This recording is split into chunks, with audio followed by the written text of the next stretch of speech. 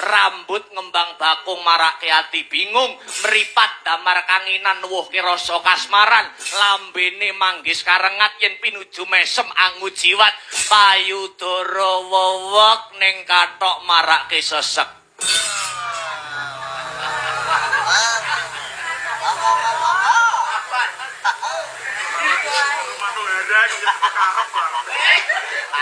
Ngapa to ngono kuwi aku kok malih gedhe aku ngono kuwi.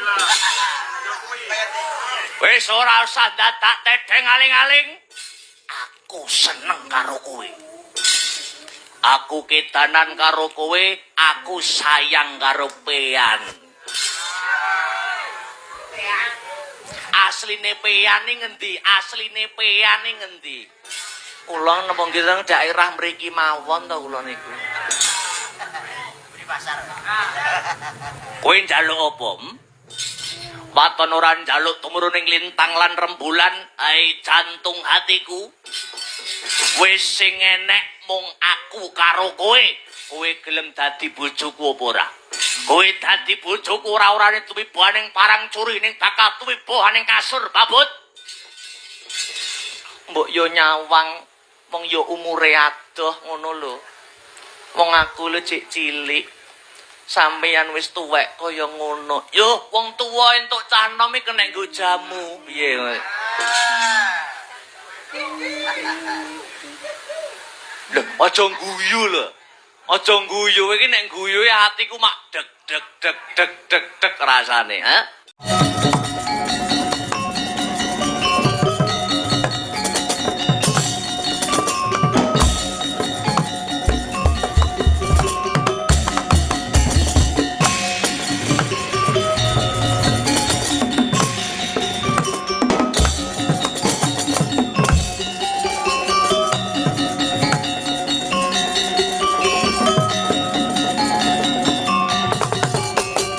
Kinutang kutang tansah bisa lelati rasa tentraman ngayomi kaya susila dadi tanpa tulodo gede paes jae gede jagongan gede paes jae gede kaya aku ngelur kabudaya lagi Mas Arya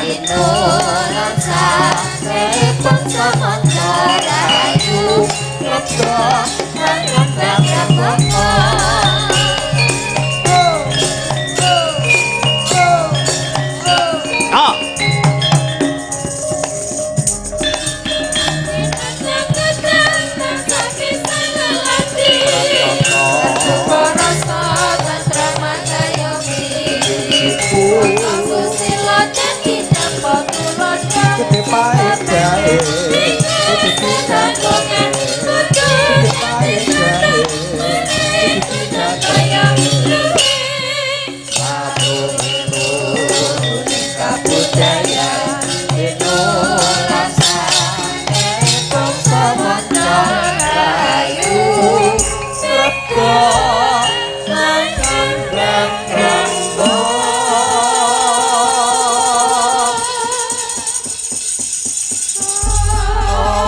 Alhamdulillah wa syukurillah wala haula wala quwata illa billah. Selamat pagi Mas Gareng. Wah ya. Dik Pedro. Selamat pagi. Selamat pagi Dik Bakong. Selamat pagi Mas Pedro. Alhamdulillah jam loro manut jamku. Ketemu ning season goro-goro saka tembung rogoh-rogoh rasa, ana. Ya kuwi ngaturake tetembangan pamundutan gegojekan kang durung diaturake ana ing season limbukan mau. Ngono ya Dik Petro. Iki awake dhewe sak kanca sowan sak bergodo komplit Sanggar Seni Astabrata.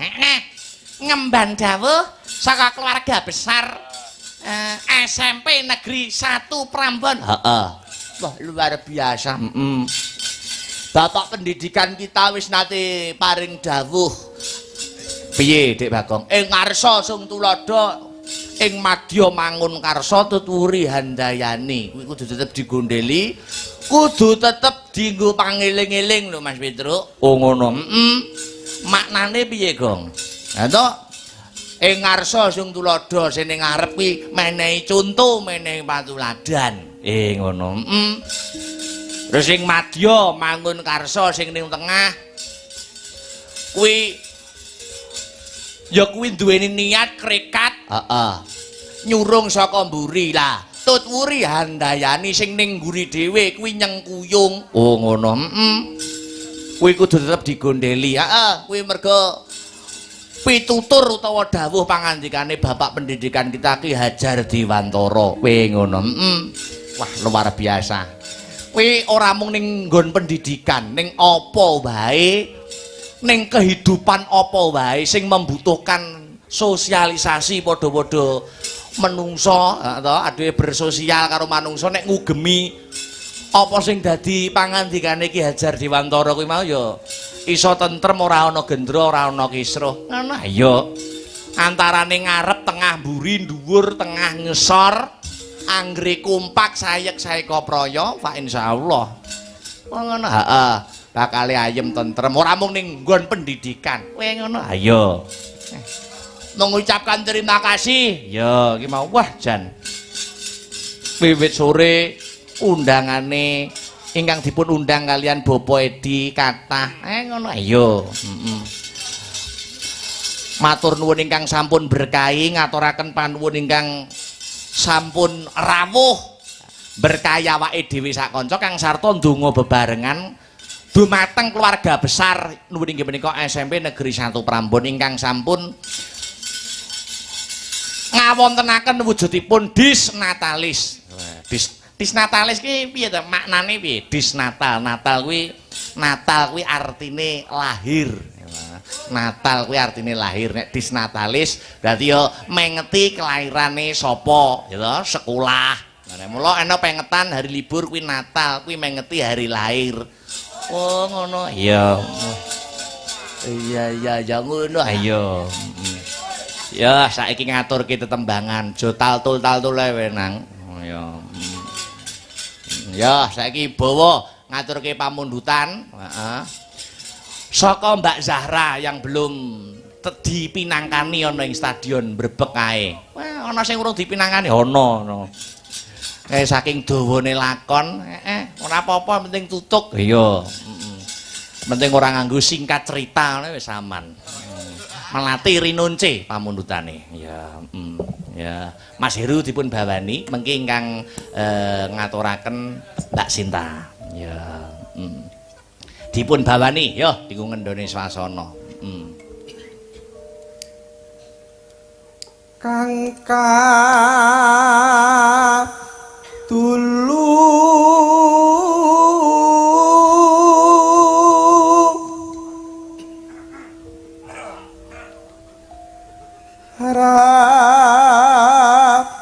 rancen melati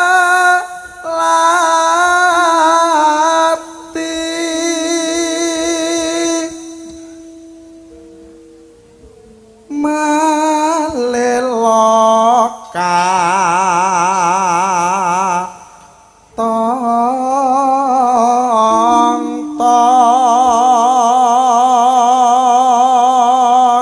Sapa to? Ayo Mas Herulinanta. Vokal cowok ingkang sampun kondang kaloka wonten Laladan Kadipaten Nganjuk. Sapa to sing ora nanti kejak Mas Heru niku? Campur sari melu, tayub melu, uyon-uyon melu, wayangang melu. Dasane priyayi ya bagus. Ayo, jan tenan. Lanjut Mas Heru. Rina mangi hamong dadi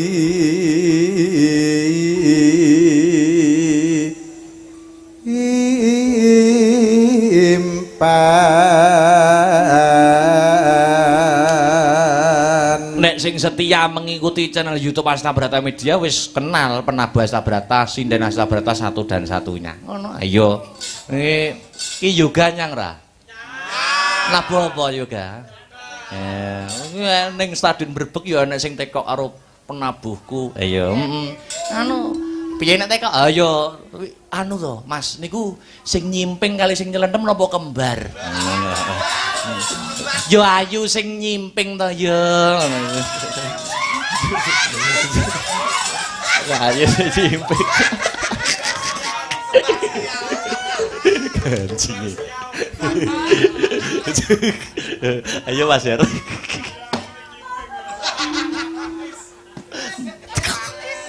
Papuntane pantas digo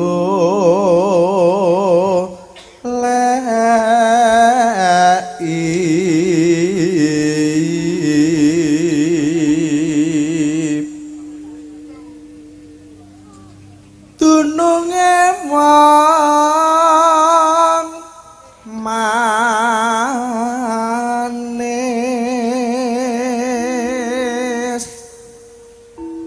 ingkang mameh wuyo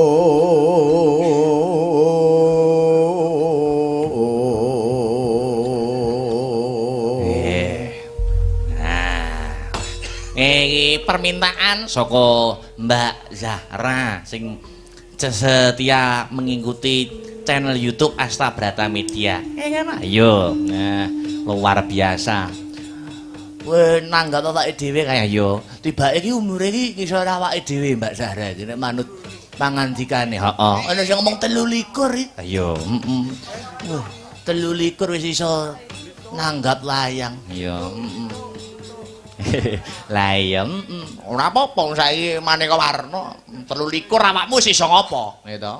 23 wis iso ngenekne wayangan. 23 dadi ratu pamane. Oh iya. Ayo. Ayo, Dek Sinta. Dek Sinta ayo buka celuk.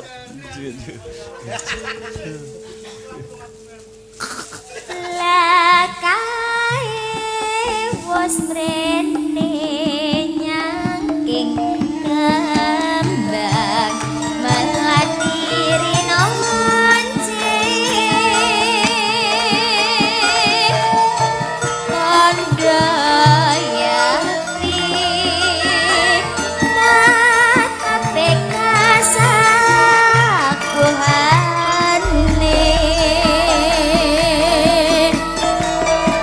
nolin masrahake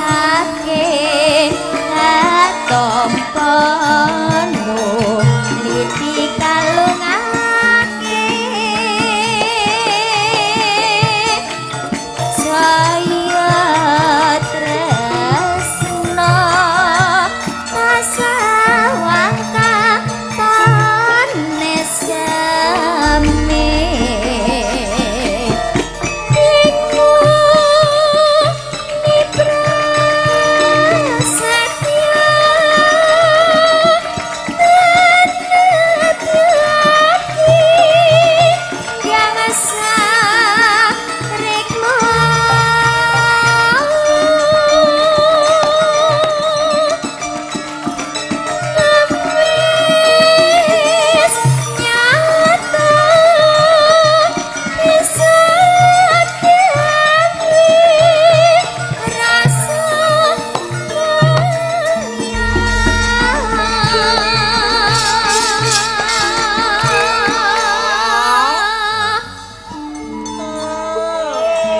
Masih semangat to Dek Sinta? masih Iya.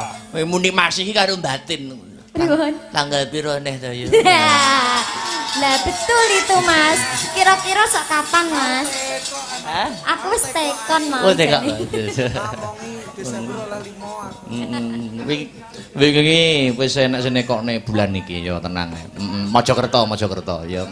Ya. Ya, bila Cah. Lagi tekon nggih Mas. Lagi tekan dong. Ya terus. Iki pasanganku mawar kuning kang kudu sumandhing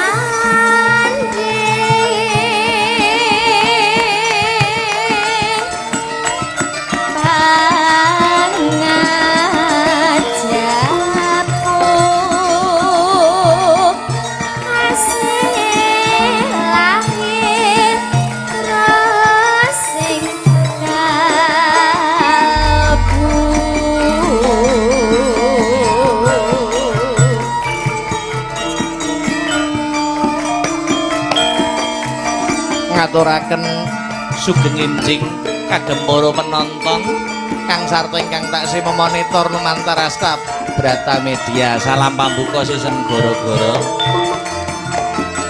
melatirin encing mugi saged dadosaken karenaning penggalih sareng Dik Sinta yo. Au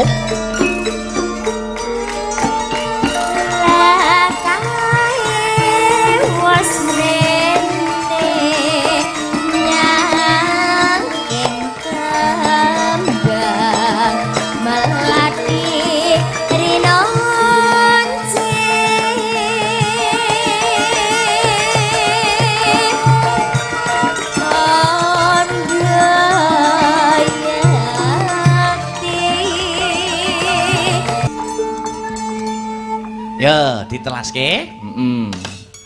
Iki pasanganku mawar kuning kang kudu sumandi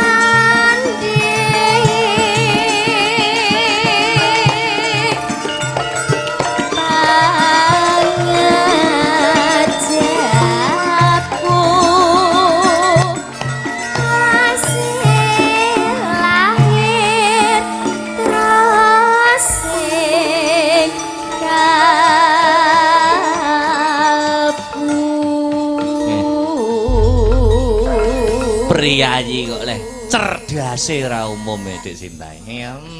Luar biasa, klasik, hebat. Oh, sing bahasane gradakan yo hebat. Anak sapa sih? Ayo. Ayo.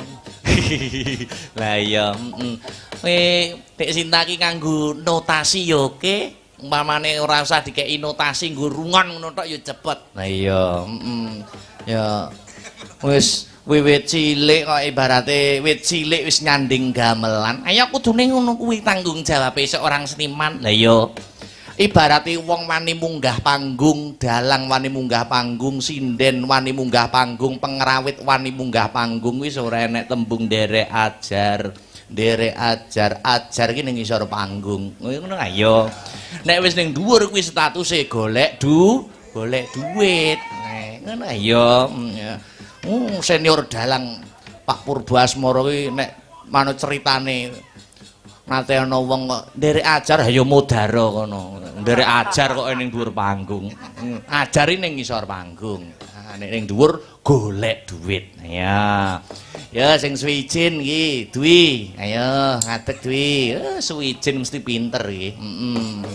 Ya. Ayo sepati, Cak.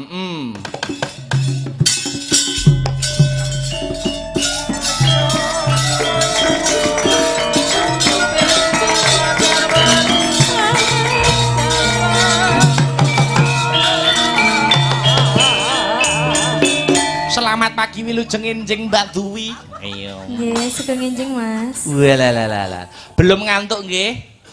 Ayo. Sampun. Oh sampun, nggih pun lenggah malih. Saestu. Lho, saestu niki kula. Dereng. Iya ngono. Ibarate nek enek wong siji muni ngantuk niku berarti ora menghargai kanca liyane. Nggih, kanca-kanca nabuh diketel kaya ngono. Nek beduk ya diketel kaya ngono, ngendang ya di pol-polke ngono. Ayo nembang, aku kepengin ngrungokne bawamu. Ya, apa bawa apa merdeka wae sak gaduk dan gudakmu. Ya. Apa selindro kena, pelok kena. Pangkur nggih. Pangkur apa? Semarang apa Banyumas? Pangkur biasa, Mas. Oh iya, pangkur biasa ya. Peloknya pelok biasa Mas Satya. Iya. Ayo. Cakepane nganggo apa? Mingkar minggur. Oh iya. Yo.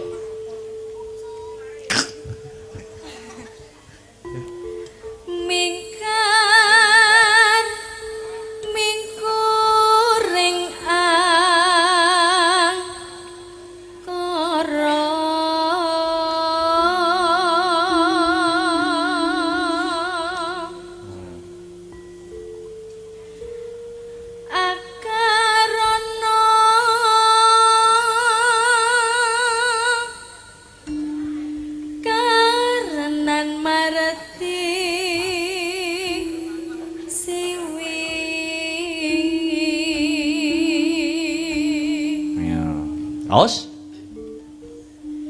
Ya Allah.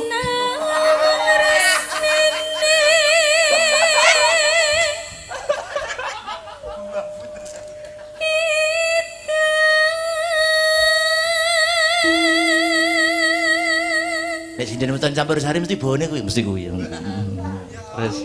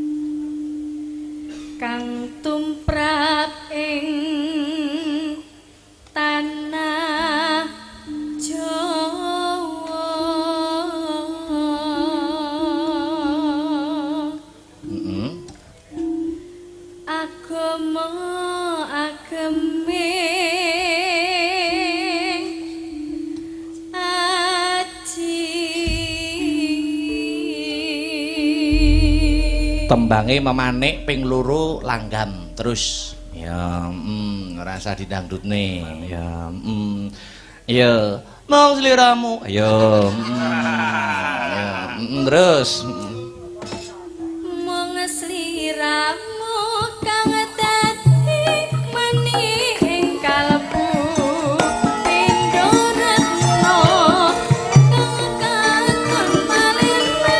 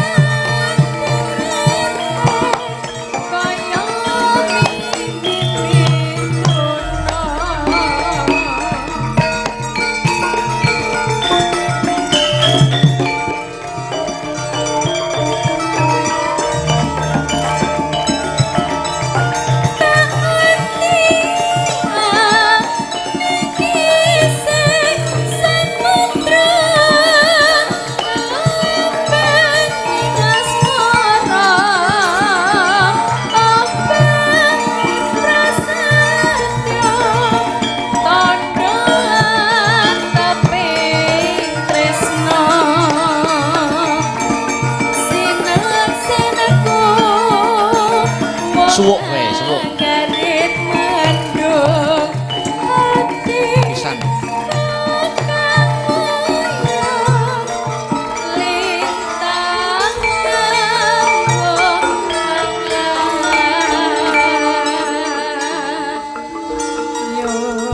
wis duduk Mbak Dwi duduk ya Petrisa anu dong pegang mic-nya dong mic-nya jangan dibuang loh ya dipegang aja selamat pagi wilujeng enjing good morning iya sampean dhisik tahu SD SMP tahu ora nggih oh tahu ya biyen nenek mata pelajaran bahasa Jawa ora wonten diwarai lagu-lagu dolanan ta mesti nggih. Nggih, apa wae sak elingmu ning SD mbiyen diwarai lagu dolanan apa wae? Mentok. Mentok sing tak nggo perang gagalke ya. Terus apa neh mentok terus apa neh? Gajah. Gajah duduk. Terus apa neh? Perahu layar. Perahu layar.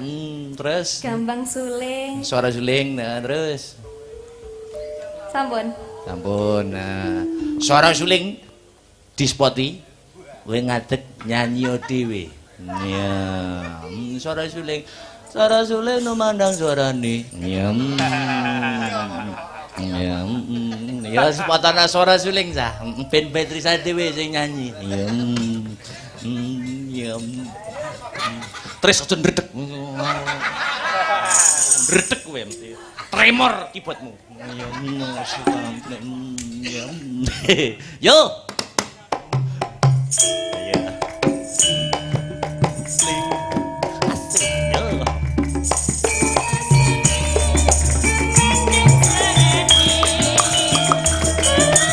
Bali ya Mas Arya ya.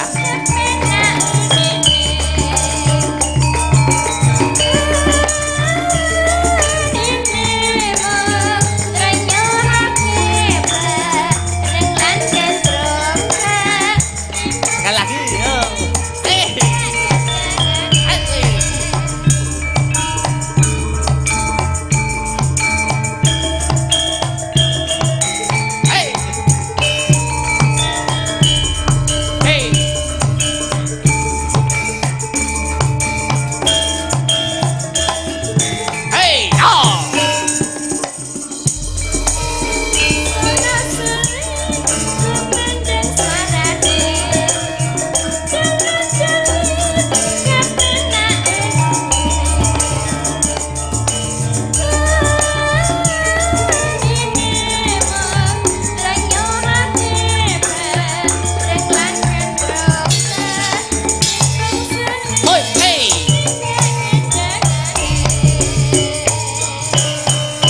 Masih bersama ibu-ibu PKK Wakung ya.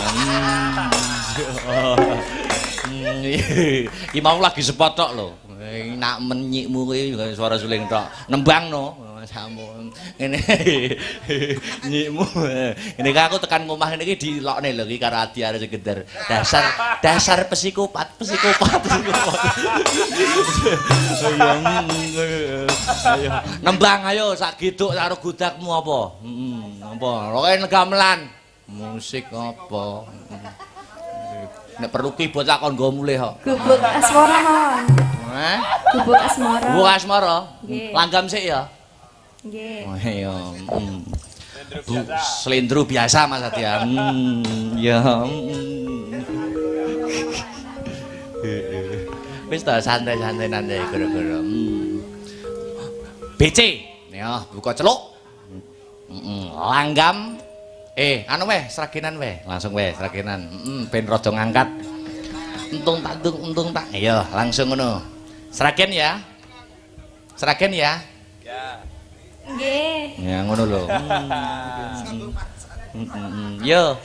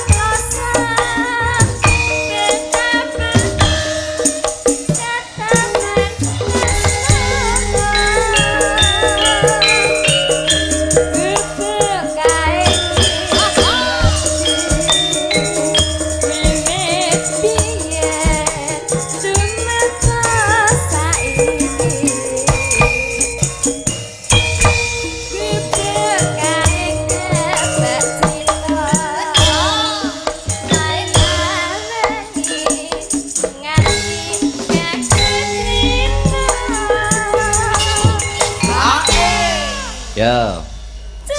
Satu kali sak ramban wae ya. Ya.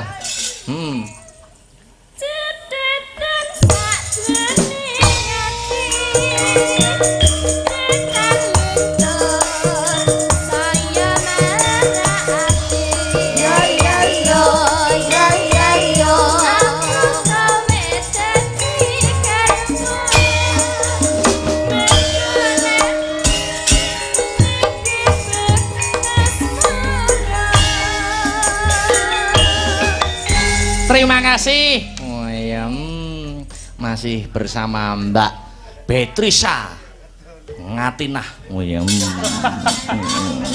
luar biasa.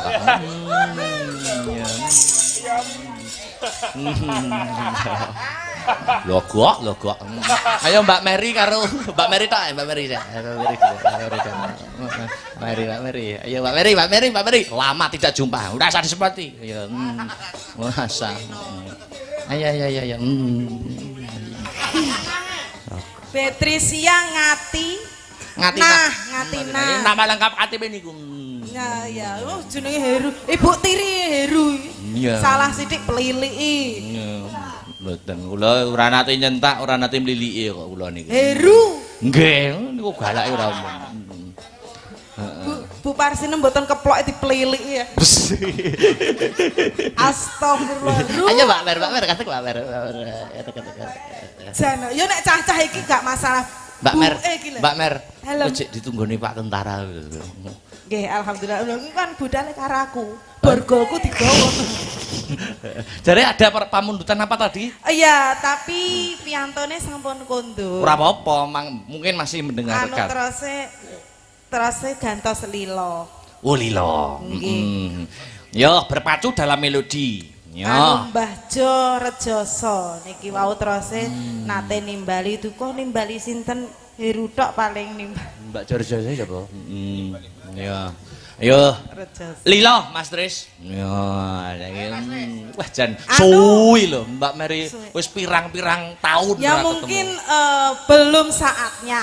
Iya. Karena semua itu kan adalah takdirnya.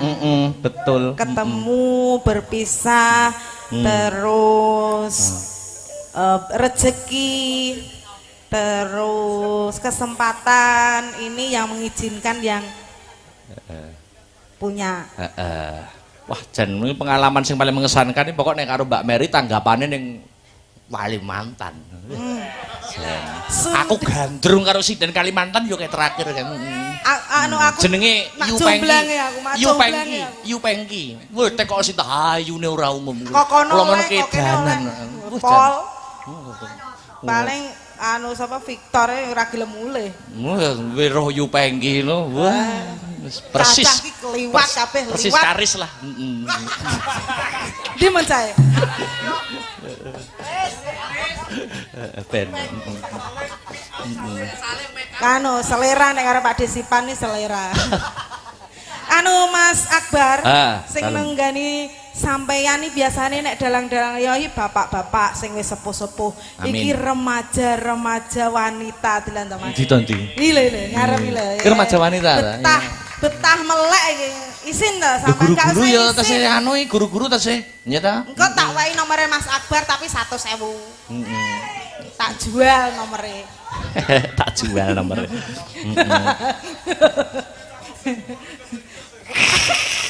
Incat wis tugase kok ringes-ringes kursi, wis tugase.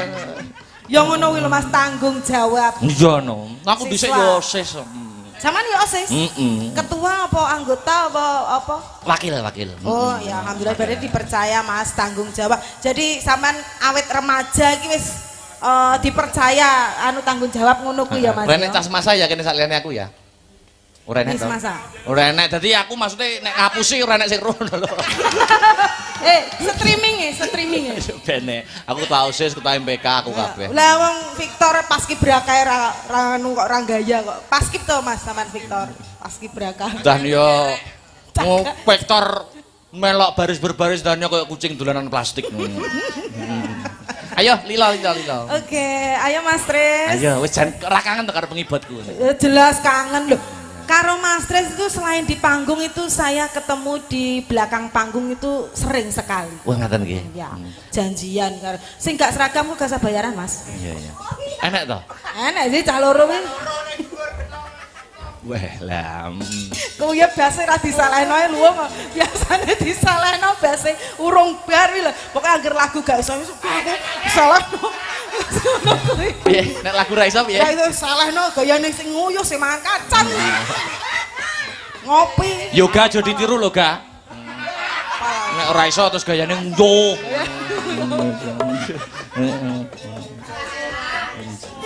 Aku lagi sadar nek Nanang ya melu seragam lho. Lho niku Seragammu warnane apa, Nang? wo nitis ning cemplon. Ya. Ya Lila. Monggo, Mas. Wah.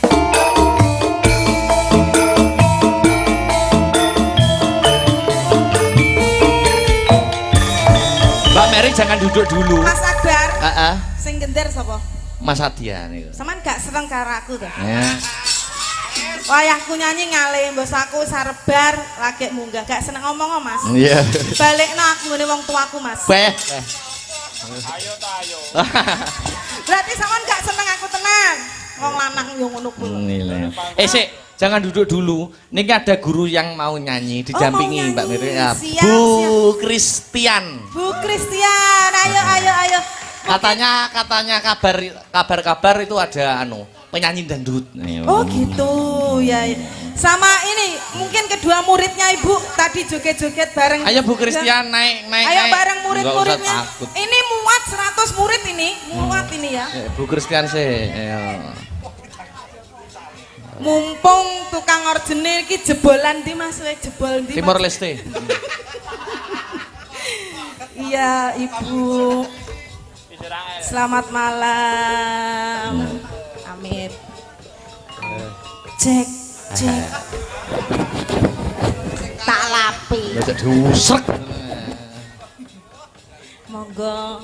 Selamat malam Bu Kristian. Selamat malam napa Ini Pagi. Ya. Sudah Oh, jam masuk 10. pagi. Bu Jam pinten? sedoso. Nembe nglilir berarti jenengan. Bu Kristian itu mengajar mapel apa? Kula teng mriki teng kantor. Oh, TI. Tata usaha J Oh, laras. ya. Aku yo ning kantor kok. Kantor apa, Mbak? Bagian konsumsi aku mburi kantor kantin nih lebu. Usume saiki MBG berarti. Oh iya. Oh iya. Makan bergizi. Betul. Tata usaha. Oke, Ayo betul. jajal niki kula kok wonten panjenengan kepengin menyanyi. Nggih. Terus napa penyanyi dangdut to, Mbak? Alhamdulillah. Kok Mbak Bu? Niki sing leres Mbak napa Bu? Bu mawon. Pengen salaman mboten? Salaman Wau mboten kula pun apa-apa? foto pun muwepet to. Sampun. Pun. Aku Pun mbok tilap. lenggah teng mriku pun kula pepet niku wau. Oh nggih. Nggih. Lagune napa Bu? Niku konfirmasi kalih tukang orjen jebolan Timor Leste. Iya. Lah kok tebih men to? Tebih niku mung Nggih lho ndelok kulite nggih pun Nggih, semerep. mula potongannya kaya nuklir. Kowe muni makak lek kowe dhewe ya ngono to. Kinten-kinten sing lagu sing mboten saged ngoten lho Bu kersane kisinan. Mosok Nggih. orjen kok pinter e ra Kula pegel lah. suwuni lagu Mandarin nih. Wah, Wah, persis. Magadir. Bukan ya? Apa itu lagu Mandarin apa itu? Napa nggih? Niku lagu bahasa Jepang. Jepang napa Arab? Loh, ki tenan to? Ya, Jepang. Jepang. Bojone sing ngebas ya Jepang ya ta? Nggih. Kuwi ta. Sing pundi? Sing Mas ngebas. Heru, Sing Mas ngebas. Heru. Iki lak persis bojoku ya. Fotokopi Sing di, sing di. Melodi, padha. Anu ngebas itu Sami, to. ya. Gosek, sami. cuma kelakuannya mboten Iya, sami mesti. Mas Gosek. Bojone iya. Cina lho niku sing ngebas. Cina. Sing anu dodol gendera Nggih, karo Golkar. niku fotokopi kalih bojo kula. Iya. Iya, persis ya Mas Heru ya. Ya. Cuma resik iki ngono lho. Alah. Iya, Iki kula lho. Nyonya Jayin Walah Mbak, Nggih, ya mau kenalkan betul. kok Mbak. Biyen aku tau karo Mas Jayun sedilu. Sik. Genahe piye kok tau karo Mas Jayin? Ayo lagune napa Mbak? Bos anu ngono, bos anu. Ora apa-apa. Nggih. Jenenge seniman Tembang- ning ndi to jagate? Ya wong urung wajib padha dhewene to Mas. Ora apa-apa. Mung seniman ning ndi to jagate nek ra ngono kuwi. Lah, wes bahaya ya, bahaya. Dilap e. Napa? Lagune napa Nggih, Mbak? tembangipun lamunan. Oh lamun. Nggih. Barangkali badhe nimbali napa anu murid-murid. Murid-murid kok yang masih hidup, maksudnya masih Lah piye iki? maksudnya masih bangun. Apanya? Maksudnya masih melek. Melek apa tau bahasa Indonesia? Yuk yang semangat ya, yang semangat ya.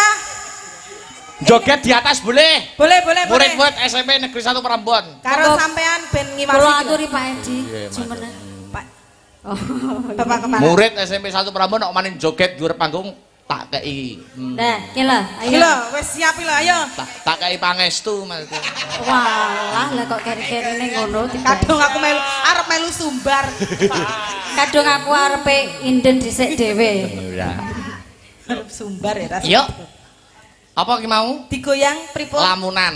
Ayo. Ayo, Mas. Matur Mbah nuwun Mas Ya, Abah. jangan kapok ya. Nggih, mboten satu. Kok nanggap neh ngono ta? Lho yo TU kan bagian uang. Oh. Yo no. Iya. Ya Masa? ta. Mboten. Oh, mboten. Surat menyurat.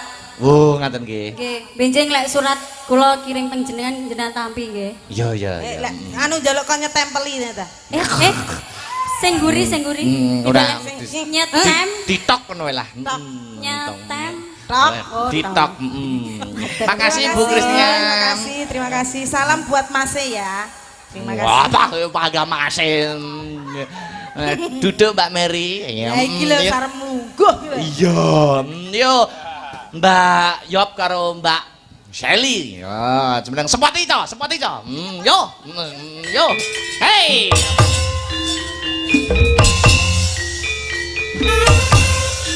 Oh.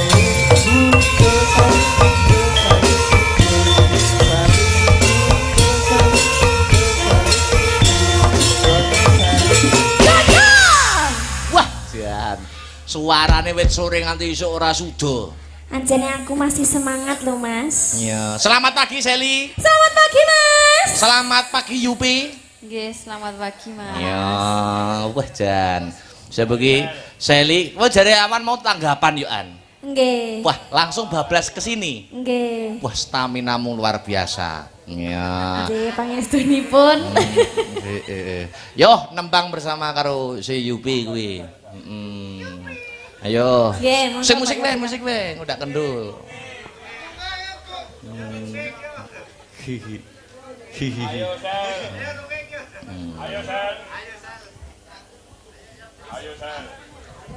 Apa tuh? Tembang kangen mawon, Pun. Oh ya.